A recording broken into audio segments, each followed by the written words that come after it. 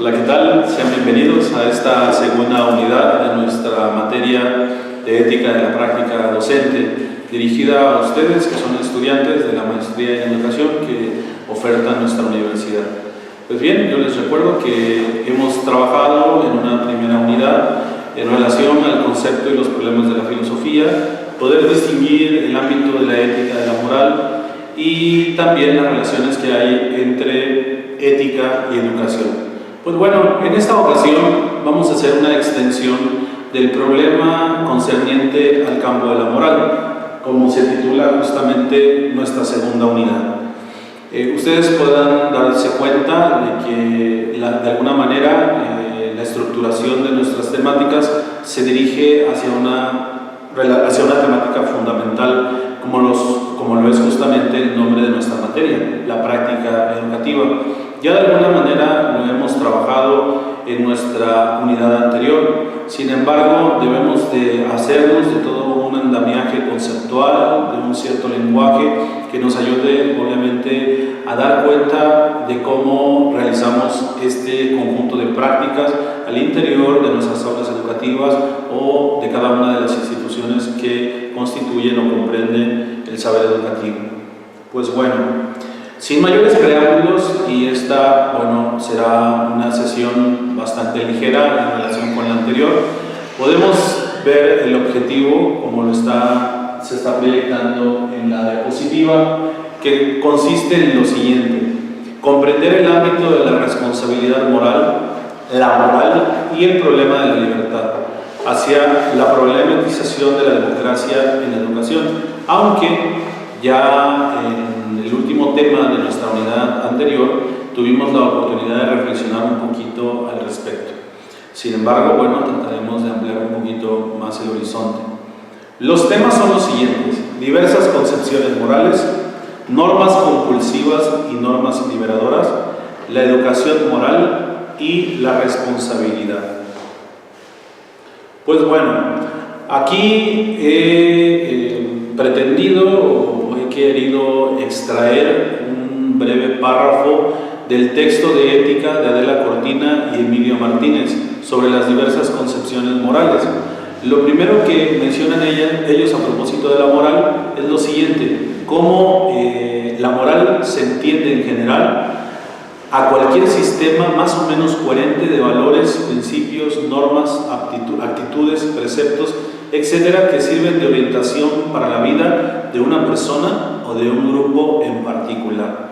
Eso es lo primero, que nosotros podamos entender que hay como una suerte de marco, ¿verdad?, integrando justamente lo que constituye la moral, ya sean normas, ya sean actitudes, ya sean preceptos, etcétera. Todos y cada uno de nosotros elige, ¿sí?, o está determinado justamente por un, llamémoslo así, código moral, ¿sí? Es en relación a esto como nosotros, entre comillas, podemos decir que funcionamos, a decir de Cortina y de Martínez.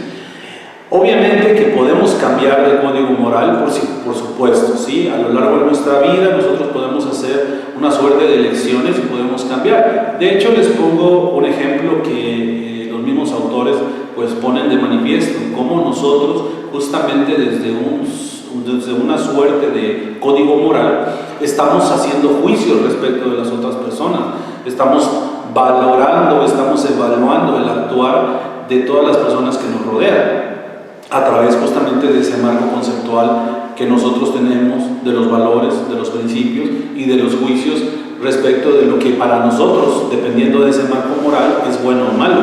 Y entonces, obviamente, hacemos juicios diciendo, pues aquel ha actuado de forma incorrecta, yo lo hubiese hecho mejor, etcétera, etcétera, etcétera. Ahora bien, no solamente juzgamos hacia los demás, también nos juzgamos a nosotros mismos. Cuando nosotros actuamos de forma correcta, pues obviamente, ¿verdad?, nos volvemos orgullosos de ese actuar, o en su defecto nos sentimos culpables, nos sentimos pesadumbrados, nos sentimos mal, ¿no?, respecto de lo que nosotros hayamos hecho y que sabemos que no corresponde con un cierto valor o principio de nuestro actuar. Y entonces, claro, nos sentimos mal. Pues bien, les decía hace un momento que podemos cambiar claro que podemos cambiar de código moral. Yo no sé si ustedes han visto o ustedes mismos son testigos de que en algún momento de sus vidas tenían como que ciertos valores que eran bastante prioritarios para ustedes y con el paso del tiempo los han cambiado, los han renovado. O incluso puede suceder que una persona tiene un cierto código moral y de repente prácticamente lo cambia por completo, ¿sí? Puede ser posible porque los sujetos somos históricos. ¿Qué quiero decir con que los sujetos somos históricos? Pues que somos cambiantes, ¿sí? Cambiamos constantemente. Estamos en una realidad, ¿verdad?, de transformación constante, donde nosotros vamos viendo un desarrollo físico, pero también un desarrollo psíquico y también un desarrollo moral. En este sentido, el rasgo específico de la conducta moral es distinguir dos cuestiones: la forma y el contenido. La forma, dice de la Cortina y Emilio Martínez, está en relación con la universalidad justamente de nuestros preceptos morales. Y en el caso del contenido, bueno, justamente la variación, ¿verdad? La variación que sufren este código moral o estos preceptos morales a lo largo del tiempo y del espacio. Por eso nosotros podríamos justamente afirmar, a partir de esto, podríamos ver que es una conclusión, que no existe la moral, sino que existen las distintas morales o las morales, ¿sí? Obviamente no podríamos pensar que la moral actual es la misma que había en la moral de la Grecia clásica o la moral de los hombres renacentistas, etcétera, etcétera, etcétera, ¿sí? Existen distintas morales a lo largo de la historia de la humanidad, pero no solo eso, no solo haciendo una mirada retrospectiva, sino que incluso también podemos darnos cuenta que en nuestro presente existen distintas morales, ¿sí? No es lo mismo la moral de un hombre latinoamericano que la moral de un hombre europeo, que de un hombre oriental, o incluso, fíjense bien, en nuestra propia América Latina podríamos notar justamente una diferencia con nuestros hermanos del norte. Háblese Estados Unidos, Canadá, Alaska, ¿sí? Que son sociedades, ¿verdad?, que se asumen como, bueno, que nosotros podemos dar cuenta, ¿verdad?, que son sociedades de primer mundo, ¿no? Sociedades que van a la vanguardia, sociedades que son progresistas, mientras que vemos una suerte de plexo, mosaico, ¿verdad?, distinto de estos países hacia abajo, ¿no? Ahí estamos, una suerte de países tratando también de ser sociedades progresistas, pero todavía con fuertes anclajes de sociedades, de valores, de creencias y de costumbres de sociedades tradicionalistas. Pues bueno, una cosa para cerrar este aspecto. No solamente hay que quedarnos en la descripción del fenómeno de lo moral, no solamente hay que quedarnos en la distinción justamente de la forma y del contenido, sino también ir más allá en cuanto a la evaluación de los criterios racionales de las propuestas morales, ¿sí? Lo que tenemos nosotros que realizar es una evaluación de los criterios, repito, racionales de las propuestas morales y pensar cuál de estos encarna mejor la forma moral. Acuérdense que cuando hablamos de forma, hablamos de la universalidad de esa moral. Muy ingenuamente, muchos de nosotros pensamos que los valores que nosotros tenemos y realizamos en nuestras vidas diarias son compartidas por todas las personas. Y pensamos también que justamente este código moral que nosotros tenemos es el mejor. De hecho, nosotros nos atrevemos a juzgar a otras culturas justamente desde la propia en relación con estas creencias, valores, etc. Como ejemplo, en alguna ocasión vi un reportaje, una entrevista que le hacían a una mujer oriental y a una mujer norteamericana.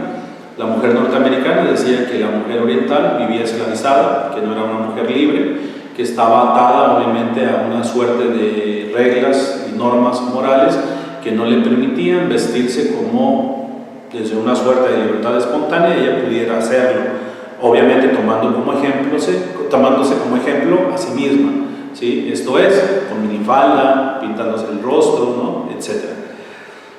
Era algo muy curioso porque cuando le preguntaban a su vez a la mujer oriental sobre el estilo de vida, sobre el actuar y la imagen y figura de la mujer norteamericana, la mujer oriental afirmaba que la mujer norteamericana era alguien que vivía esclavizada a las reglas de su sociedad capitalista, ¿sí?